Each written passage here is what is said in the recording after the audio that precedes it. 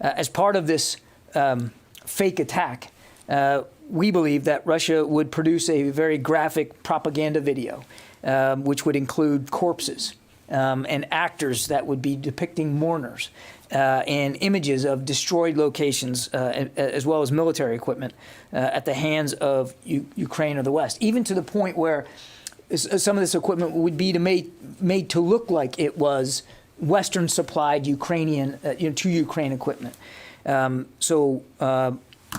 This is just one example that we can talk about today.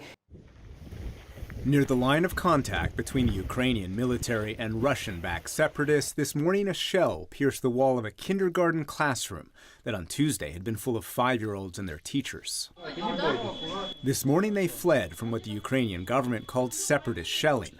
The U.S. fears a Russian attack like this could be the first shot fired in a wider war that's about to start.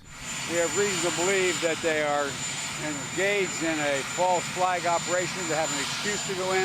Is your sense that this is going to happen now? Yes.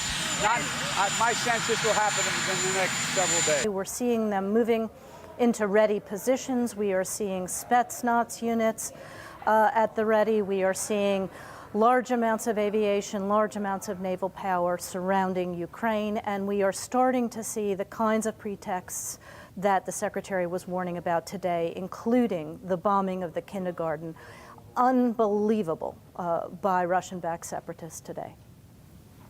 On the number of pretexts that the Secretary of State listed that we heard in our piece, one caught our eye. He said that Russia could use chemical weapons as a pretext for war. What's your evidence for that?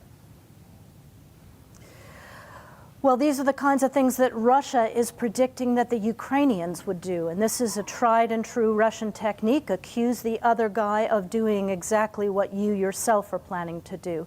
Now, whether they would actually be as brutal as to use chemical weapons or just make it look like the chemical weapons had been used, that's one of the pretexts that we want to warn the world about because it is in their playbook and we could see it in the next couple of days. Indeed, ahead of the meeting, Russia delivered to the Security Council what it called a joint project with the news channel RT about, quote, war crimes in eastern Ukraine.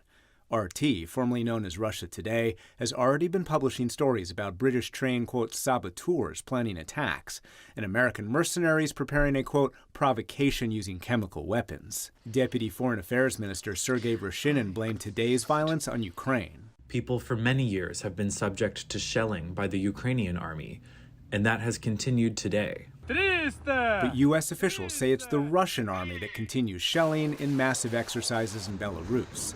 Russia says it's withdrawing some troops, but senior U.S. officials say the number of Russian troops increased by 7,000, and they are poised for invasion. British intelligence even tweeted what it called Russia's possible axis of invasion on 7 fronts.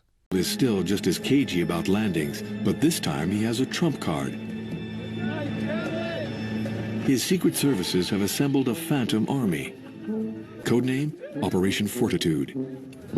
To misdirect German reconnaissance units, thousands of inflatable vehicles of all types are deployed near Dover to make it look like a landing in the Pas-de-Calais. Codename, Operation Fortitude.